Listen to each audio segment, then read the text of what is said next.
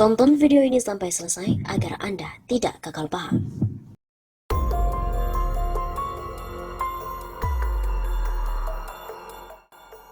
Studi psikologi orang yang gemar berbagi dengan cara melempar. Jokowi ternyata mengidap penyakit ini. Menurut The American Psychiatric Association, pengidap psikopat narsistik jauh berbeda dari karakter individu yang memiliki harga diri tinggi dan bernurani.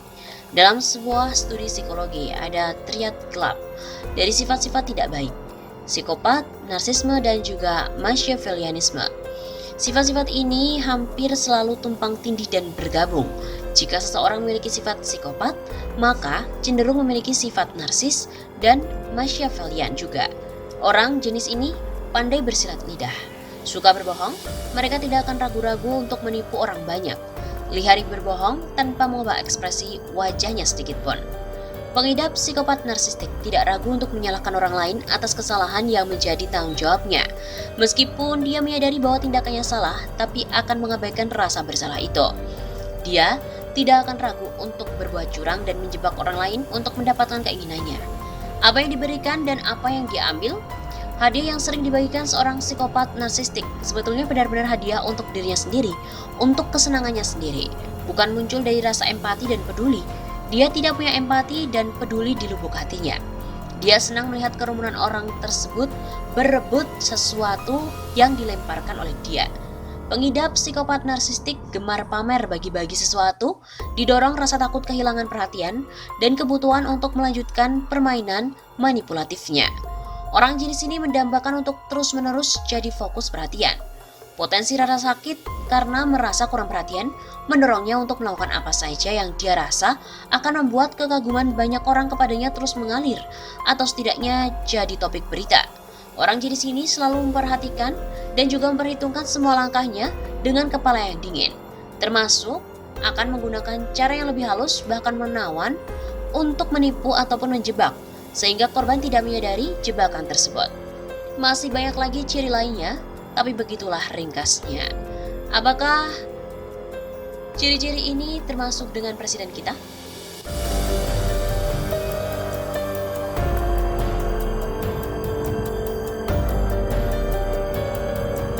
Ciri-ciri orang munafik. 1. Bila berbicara selalu bohong. Orang seperti ini tidak bisa dipercaya dalam setiap perkataan yang diucapkannya. Apakah Pak Jokowi akan menghabiskan masa jabatannya sebagai Gubernur DKI Jakarta? Minta jawaban pasti.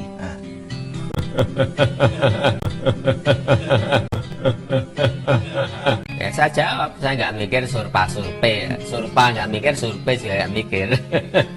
Tanya lagi mulai capres, saya juga nggak mikir. Capres nggak mikir. Sekarang ngurus birokrasi, ngurus masalah kaki lima, ngurus masalah banjir, ngurus konsentrasi masalah macet saja udah pusingnya kayak gini. Sebetulnya siapapun yang bertanya kepada saya, jawabannya tetap sama.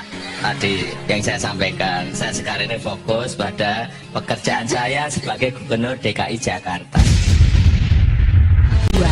Bila berjanji, tidak ditepati. Orang munafik sulit untuk dipercayai perkataan dan perbuatannya.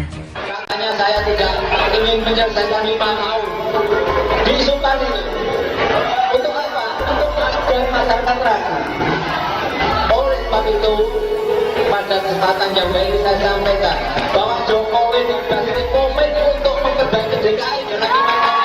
Komit untuk memperbaiki DKI dengan 5 tahun. Dia pembohong. Dia tuh pembohong. Dia tuh pembohong. Sumpah atau janji ini di samping disaksikan oleh diri sendiri dan oleh semua yang hadir sekarang, juga penting disadari bahwa sumpah atau janji ini disaksikan oleh Tuhan Yang Maha Esa. Disaksikan oleh Tuhan Yang Maha Esa.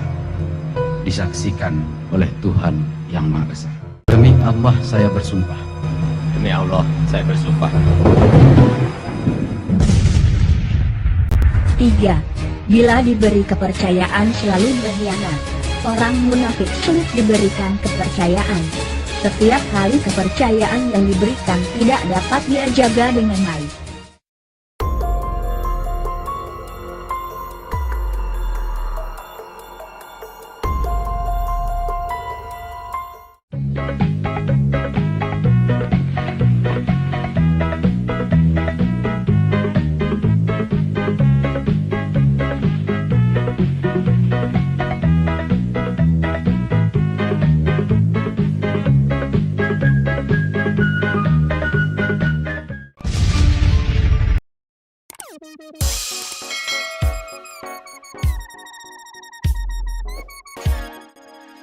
Ada-ada aja.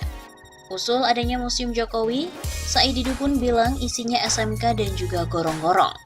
Menanggapi keributan akun-akun buzzer soal pembangunan museum dan juga galeri SBY Ani di Pacitan, Jawa Timur, politisi Partai Demokrat Yan Harahap memberikan usulan yang lebih menohok. Melalui akun Twitter pribadinya, Yan Harahap menyinggung buzzer untuk membuatkan Presiden Joko Widodo sebuah museum dan diberi nama Museum Janji Jokowi. Yan Harahap bahkan yakin jika museum itu benar dibangun, maka niscaya isinya pun akan begitu penuh. Daripada ribut, buzzer baiknya mengusulkan agar Pak Jokowi bikin museum juga. Museum Janji Jokowi yakin bakal penuh isinya. Terang akun @Yan Harahap seperti dikutip pada hari Jumat 19 Februari. Lantas ucapan Yan Harahap pun ditanggapi oleh mantan Sekretaris Kementerian BUMN Muhammad Said Didu. Said Didu menuturkan jika betul Museum Janji Jokowi akan dibangun, maka isinya berupa mobil SMK dan juga gorong-gorong. Hal itu karena Jokowi lekat dengan mobil buatan tanah air dan pernah memberikan usulan bahwa SMK akan menjadi kendaraan nasional Indonesia. Sedangkan gorong-gorong yang disebut Said Didu adalah ketika Jokowi yang masih menjabat sebagai Gubernur DKI Jakarta masuk dalam gorong-gorong saat meninjau lokasi banjir. Isi museum tersebut antara lain SMK dan gorong-gorong. Celetuk akun Said Didu sambil mengutip dari cuitan Yan Harahap.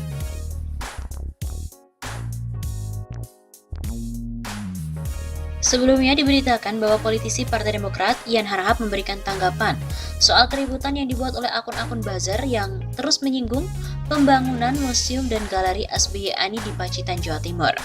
Yan Harahap juga turut menyarankan pada para buzzer itu untuk membangun museum Presiden Joko Widodo. Hal itu diungkapkan oleh Yan Harahap melalui akun Twitter pribadinya pada Rabu 17 Februari. Dalam cuitannya itu, Yan Harahap memberikan usulan pada para buzzer agar Jokowi dibuatkan museum bernama Museum Janji Jokowi. Ia bahkan yakin jika museum itu benar dibangun maka isinya akan begitu penuh. Daripada ribut, buzzer baiknya mengusulkan agar Pak Jokowi bikin museum juga. Sebagai gambaran masyarakat yang sempat dihebohkan dengan pemberitaan bahwa Pemprov Jawa Timur memberikan dana hibah sebesar 9 miliar rupiah untuk pembangunan Museum SBY Ani. Niat baik tersebut bertujuan untuk meningkatkan sektor pariwisata dan berdampak pada pertumbuhan ekonomi di Pacitan, Jawa Timur. Apalagi diketahui SBY merupakan orang asli dari Pacitan, Jawa Timur.